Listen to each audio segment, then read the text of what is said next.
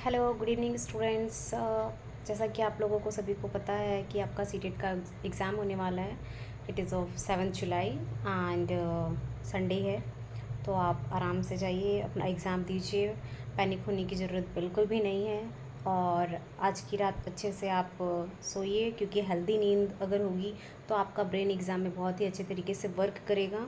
तो टेंशन लेने की ज़रूरत नहीं है। आपने जितना भी अब तक से पढ़ा है वही एग्ज़ाम में आपके काम आता है, हेल्प करता है। आप अगर पैनिक होके आज सोचेंगे कि एक रात में मैं पढ़ लूँ और फिर अपने एग्ज़ाम को दूंगा तो मेरा हो जाएगा, तो ऐसा कुछ नहीं होता है कि आपको एक दिन पहले पढ़ने से कुछ नहीं होने वाला है। जो जितनी भी नॉलेज अभी तक से आपने ली है उसके अकॉर्डिंग ही आपको एग्ज़ाम देना है।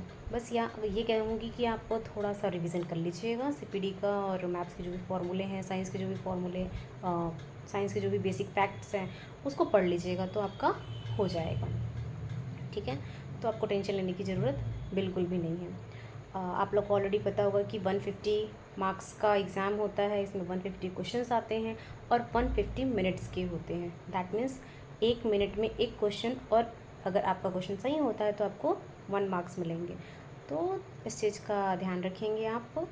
और एग्ज़ाम सेंटर पे आप हाफ़ एन आवर पहले पहुँचिए ताकि आप ज़्यादा पैनिक ना हो, क्योंकि टाइम से पहुंचने से क्या होता है कि कभी कभी ट्रैफिक जाम में फंस गए या फिर किसी चीज़ के कारण आप लेट पहुंचते हैं तो आपको मतलब खुद में ही अनकंफर्टेबल सा फील होता है।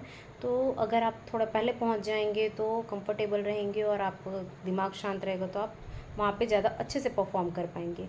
इसलिए टाइम से थोड़ा पहले पहुँचने की कोशिश कीजिए।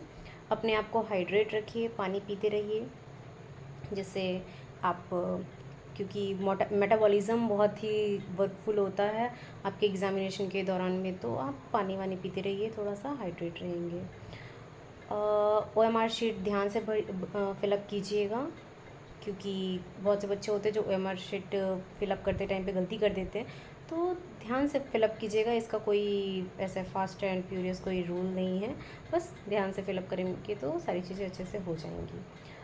बात करते हैं कि इसमें आपके 150 क्वेश्चंस होते हैं, तो हर एक सेक्शन जो होता है, टोटल 5 सेक्शंस होते हैं अगर पेपर 1 दे रहे हैं तो, और each section will be of 30 marks. Okay, तो और अगर पेपर 2 दे रहे हैं आप तो मैथ्स और साइंस में लाके 60 क्वेश्चंस हो जाते हैं, तो इस चीज़ का ध्यान रखेंगे आप। लैंग्वेज सेशन करते टाइम पे बहुत से बच्चे गलती कर देते हैं और अपने 60 मार्क्स गंवा बैठते हैं, और एक बार अगर आपने गलती कर दी तो यहाँ पे है ना, फिर से आपको ओएमआर शीट मिलेगा नहीं। तो ध्यान से आपको भरना है कि अगर आपने लैंग्वेज 1 अगर हिंदी चूज़ किया है तो आपका जो क्वेश्चन हिंदी का स्टार्ट होने वाला है वो 91 टू 120 होगा। और अगर लैंग्वेज 2 आपने चूज़ किया इंग्लिश, तो आपका जो इंग्लिश का पेपर है वो कहाँ से स्टार्ट होगा, 121 टू 150। ओके, तो इस चीज़ का ध्यान रखेंगे, क्योंकि लैंग्वेज पेपर बच्चे क्या करते हैं कि दोनों दिया रहता है, लैंग्वेज 1 लैंग्वेज 2 में तो 2 बार हिंदी 2 बार इंग्लिश दिया रहता है। बच्चे आँख बंद करके एग्ज़ाम के टाइम पे भर देते हैं, और अगर आपने एक भी क्वेश्चन मतलब एक भी उसमें गलती की सीक्वेंस में, तो फिर आपके पूरे 60 मार्क्स चले जाएंगे। तो इस चीज़ का ध्यान रखिए कि आपने सबसे पहले आप एडमिट कार्ड में चेक कीजिए कि आपने लैंग्वेज 1 क्या चूज़ किया है। अगर हिंदी चूज़ किया है तो हिंदी आपका कहाँ से स्टार्ट होने वाला है, 91 टू 120। अगर आपने लैंग्वेज 1 इंग्लिश चूज़ किया है तो वो आपका 91 से स्टार्ट होगा। ठीक है, तो एक बार ध्यान दीजिएगा, जो भी आपने लैंग्वेज 1 चूज़ किया है वो पहले सॉल्व करना है, लैंग्वेज 2 आपका सेकेंड वाला होगा। तो इस चीज़ का खास ख्याल रखिएगा। Don't be stressed and panic while the examinations. आप आराम से दीजिए, कोई दिक्कत नहीं होगी। ओके, और पेडागोगी क्वेश्चंस कोशिश कीजिएगा कि पहले सॉल्व करें, ऐसा कोई सीक्वेंस का रोल नहीं होता, बट येस पेडागोगी पहले सॉल्व कर लेंगे तो थोड़ा सा इजी रहता है कि आप इजी गोइंग होगा आपका पेपर। तो इस चीज़ का ध्यान रखेंगे। और कभी भी ऑप्शंस पेडागोगी के लगाते टाइम पे आप चारों ऑप्शन को पहले एक बार पढ़ लीजिए। कभी कभी क्या होता है कि हम पहले ऑप्शन के साथ चले जाते हैं, पहले ही पढ़ते हैं, लगता है कि यही सही है, और फिर हम उसको टिक करके आ जाते हैं, क्लिक करके आ जाते हैं। तो आपको चारों ऑप्शंस को ध्यान से पढ़ना है, उसके बाद ही टिक लगाना है। ठीक है, तो इस चीज़ का खास ख्याल रखिएगा। और एक और ट्रिक नहीं बोलेंगे, जस्ट आंसर करते टाइम पे बच्चा को सेंटर में रखना है, मतलब चाइल्ड सेंटर आंसर्स करने हैं, तो आपके क्वेश्चंस करेक्ट होने के चांसेस ज़्यादा हो जाते हैं। आप अपने तरीके से सही या गलत सोचने की कोशिश नहीं कीजिएगा, चाइल्ड सेंटर होकर सोचिएगा कि बच्चे के लिए क्या सही होगा, तो आपको आंसर टिक करने में आसानी होगी और वो क्वेश्चंस करेक्ट होंगे। ठीक है, तो इस चीज़ का ध्यान रखेंगे आप। इसके बाद मैथ्स और साइंस क्वेश्चन सॉल्व करने में ज़्यादा टाइम नहीं वेस्ट करना है।